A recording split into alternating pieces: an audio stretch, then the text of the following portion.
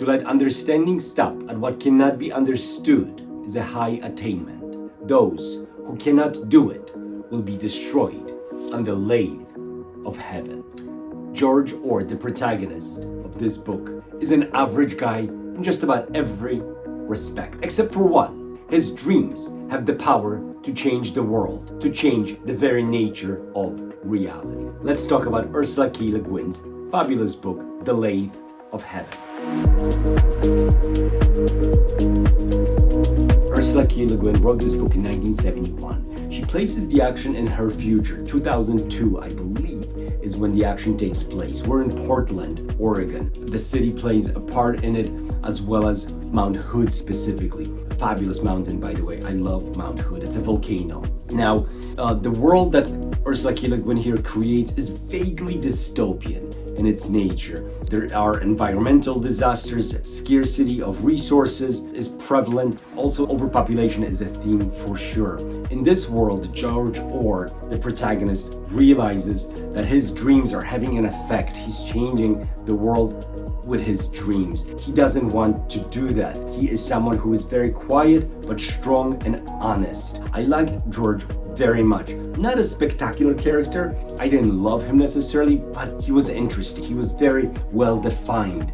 Now, when he realizes his dreams are having this effect on the world, he starts to take drugs to suppress his dreams. Eventually, he gets caught because he's borrowing prescriptions from others, buying them, and he is forced into psychiatric help, and he meets Dr. Haber, who is a noted sleep psychiatrist, and Dr. Haber is supposed to help him. Dr. Haber, however, very quickly realizes what he has sitting in front of him, and this is where things start to get interesting. Dr. Haber quickly realizes that on his couch, he has a tool for changing, for shaping the world. He begins to manipulate George's dreams, and he begins to essentially play God.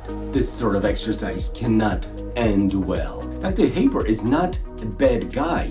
I think in the beginning, or maybe throughout even the whole book, he means well. However, it's the absolute power that corrupts him absolutely. Le Guin's writing really appeals to me. It's both beautiful and poetic, but also very straightforward and to the point. Powerful stuff. Listen to this. They had been married for 7 months. They said nothing of any importance. They washed up the dishes and went to bed. In bed, they made love. Love doesn't just sit there like a stone. It has to be made, like bread, remade all the time, made new. When it was made, they lay in each other's arms, holding love, asleep. In her sleep, Heather heard the roaring of a creek full of voices of unborn children singing. In his sleep, George saw the depths of an open ocean. Amazing stuff. This book has been described as Ursula K. Le Guin's tribute to Phillip K. Dick. And I could certainly see that, having read some PKD very recently. The Maze of Death I just read like a week ago.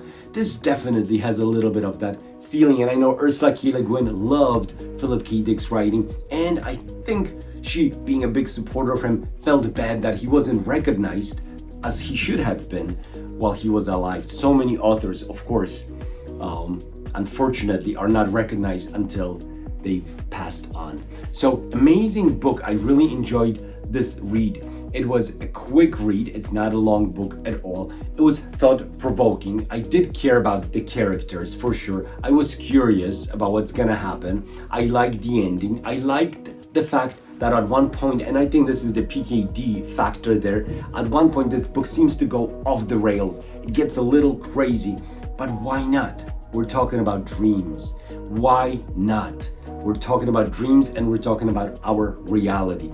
And what is more crazy than our reality? Not much. Speaking of crazy, there's just one more passage I wanted to read. This one's very short. Anyway, so what if he was crazy? What sane person could live in this world and not be crazy? What sane person could live in this world and not be crazy? What sane person would want to live in this world and not read Ursula K. Le Guin's The Lathe of Heaven? I think it's the type of book that is going to appeal to most readers. Let me know if you've read this one or if you've read other Le Guin books, maybe her fantasy series, or maybe The Dispossessed or Left Hand of Darkness. Probably my favorite book. Although this one, there was just something about it that really appealed to me. I have a hard time putting my finger on it because it wasn't the action and it wasn't necessarily the characters. And what I do think I liked about it was how condensed it was. There aren't many characters. It's all really about the story. It's a classic sci-fi book that it also, I think this is timeless in a way that most books written in the 60s, 50s, 60s, and 70s are not. This book, like I think most Ursula K. Guin's books, is going to age beautifully. It's timeless. 50 plus years later, there isn't anything here that feels out of sync with our reality right now. So I encourage you to check it out. I'm not sure if you're gonna love it as I do, but I think it's definitely a worthy read. There's so many things in this book that will make you think. The philosophy of playing God. And are we doing that right now with some of our technologies? I don't know if this is an appropriate comparison, but certainly this book was an interesting read and I strongly recommend it.